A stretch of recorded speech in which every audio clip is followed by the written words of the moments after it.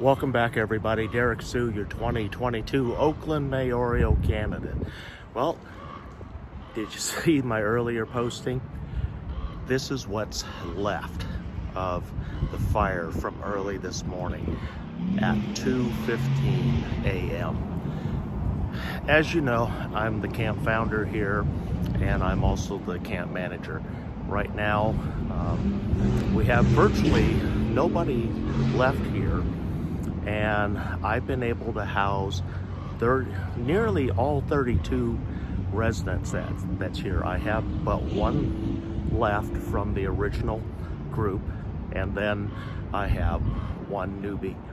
And so we'll see what happens with them and their housing situation. But for the most part, I've been on the city of Oakland about the necessity of cleaning up right after a major incident, a major fire like this.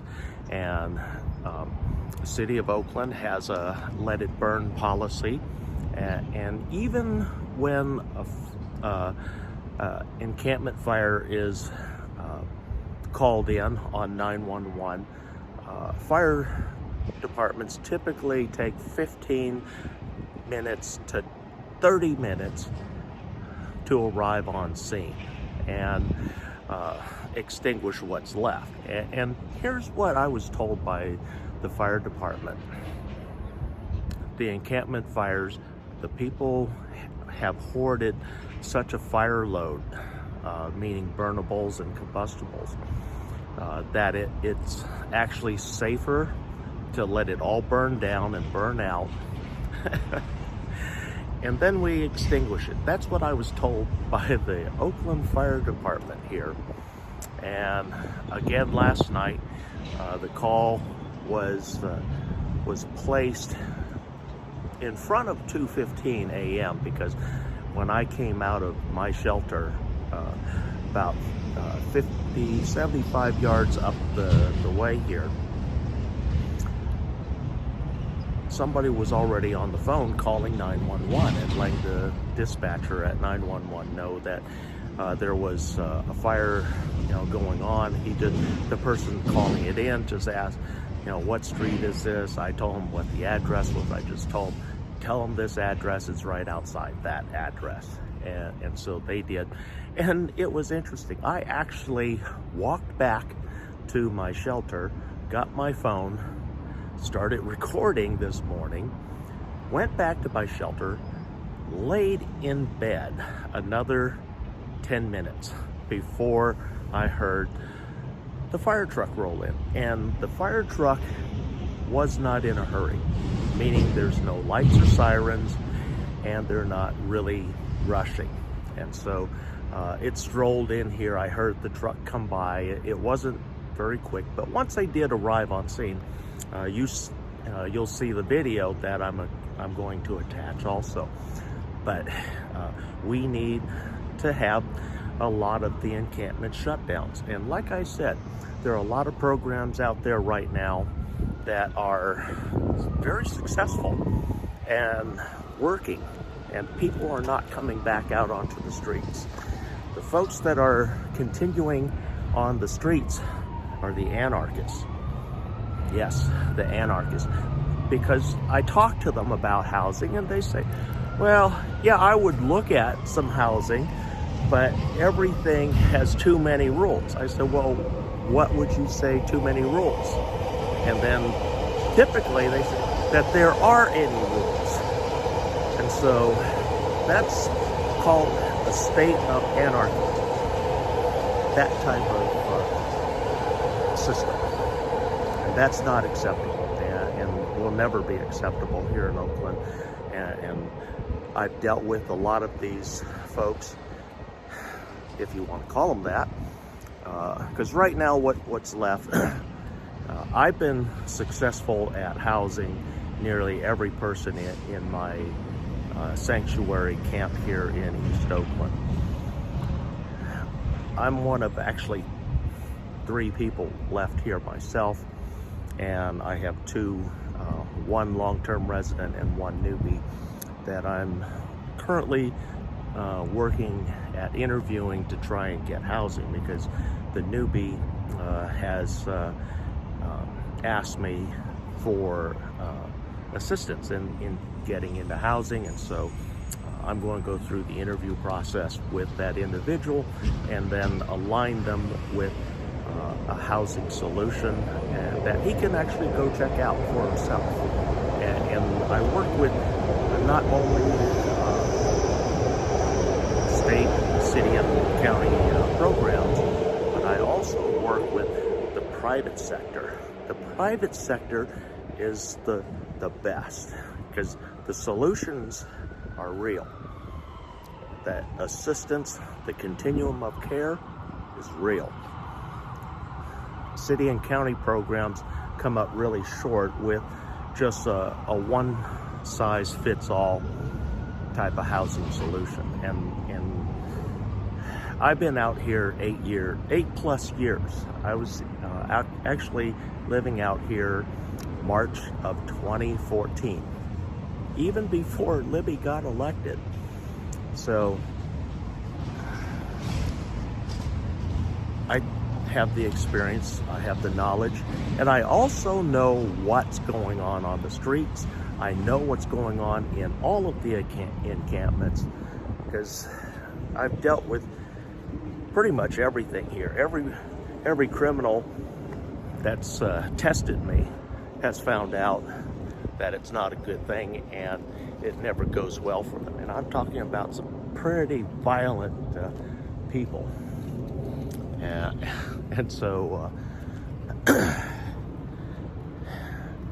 I know what I'm doing. And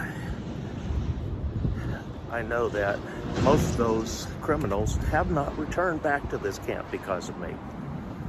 And you say, well, we just beat them up. I said, no, there's been times that we mutually drew weapons.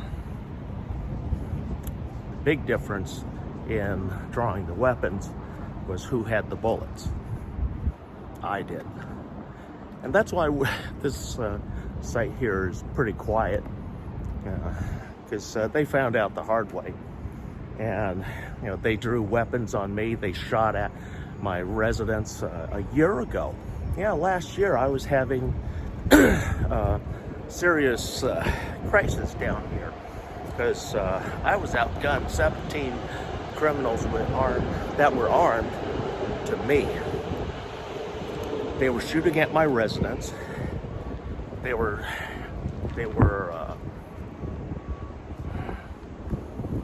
car theft ring, and so I had to take action against them. One of them actually even came to my door threatening me with death, and didn't turn out too well for him. That individual spent 2 weeks in Santa Rita cooling off about those thoughts. Then when he came back here, he apologized to me, which surprised me. He said, I didn't realize who you were. Because even though people told him about me, they didn't believe him. So anyway, we have to clean up the streets, because right now, all the good, innocent people that want housing are getting into housing. And I can say that truthfully and know that the programs that I've gotten people into, they're still there. And this is a year later in many cases. and so I have a higher rate of success because I take the time to talk with the individuals, find out what their needs are, what type of housing would they consider satisfactory that is not in the anarchical society. And so we have to make accommodations for different lifestyles, and we have to realize that one size does not fit all, and trying to fit round pegs into square holes or square pegs into round holes isn't going to be successful. And we have the last 8 years of documented proof that it doesn't work. And so in the recent hog and city meetings that I've been a part of, I've suggested a new location, because the location that the city was looking at, which was the former Oakland Army base, Army Supply Base, specifically the 10-acre site of CWS, California Waste Solutions. And California Waste Solutions isn't going to be moving in there for about 2 to 3 years. And so at the longest period possible would have been 2 years. And then the city council had a inquiry about how much it would cost for rehousing and relocating all of those folks from the Wood Street encampment, which is going to be cleared this week mostly. And so it's interesting that they didn't ask any of the residents there about what type of housing would they find suitable, what their medical conditions were, and a whole big inquiry. Instead, they sent down a group and said, this is what we have, take it or leave it. And nobody wants to take those community cabins. Nobody wants to take the harmful villages that has been temporarily set up or stood up at East 12th and 2nd Avenue. That's been a disaster on that program. That's because they didn't follow the instructions. Everything was there for the city to follow, Darren Lowndes to follow, and they didn't. And they, through an organized homeless encampment group known as Union Point, they threw them under the bus. And their right of organization and self-governing was dismissed by Housing Consortium of the East Bay, which created a big problem, because the other camp, which was the general street camp, and a lot of the folks came from the Athol Avenue Athol tennis court area, and they were in conflict with Union Point, and they believed certain things that weren't true. They were demonstrated as to not being true, but some issues lie with the lead voice for the HCEB camp, and that person has been a troublemaker for the longest time, and will continue to do so. And while he could be raising valid points, he isn't. And so we have to find good housing solutions. One of those solutions that I had put up was the Oakland's Middle Harbor Shoreline Park.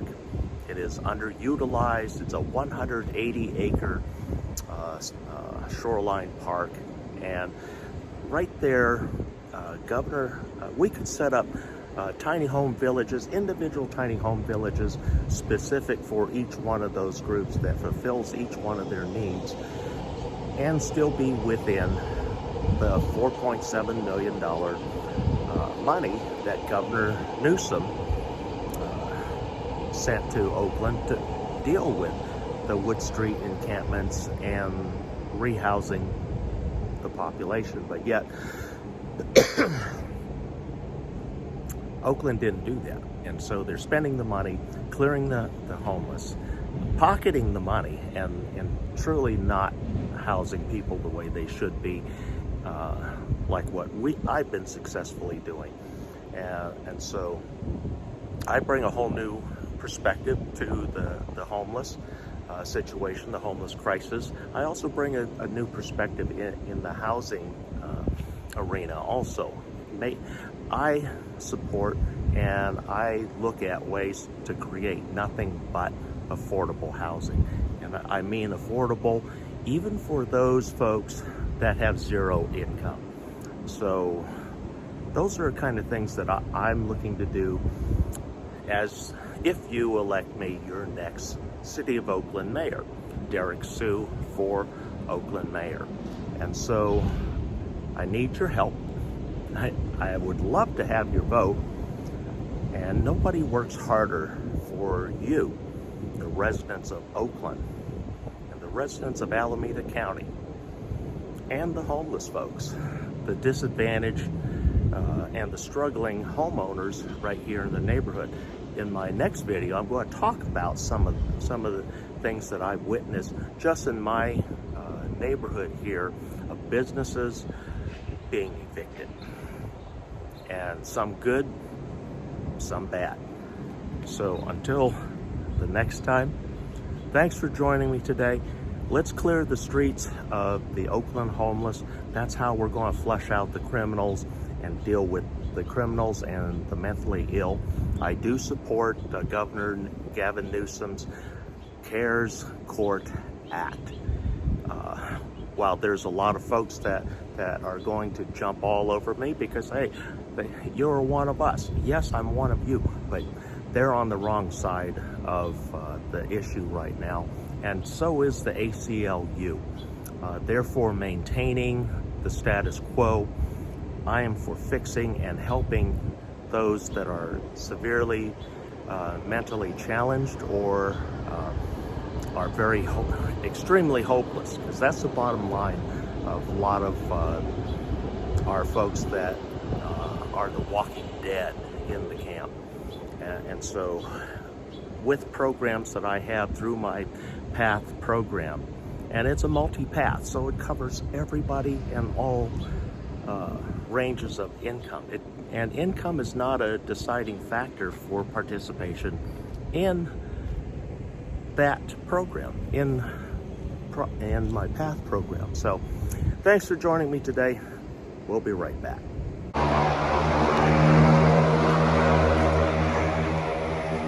Well, it is a little before 2:30 in the morning. We have a big fire here in the encampment. That's going, it's been called in.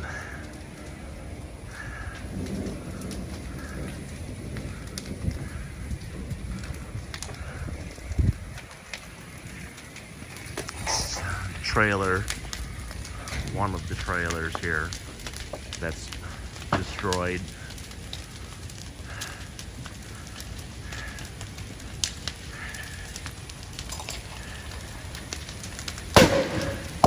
I'm not going to go any closer. Things are exploding over there.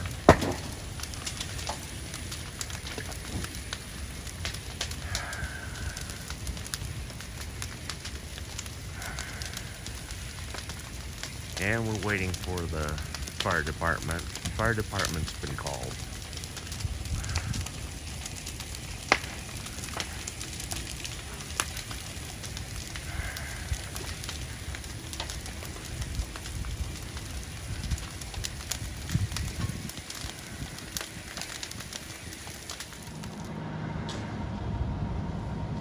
Okay, fire department has just arrived. It's trying to start putting the fire out here in just a moment.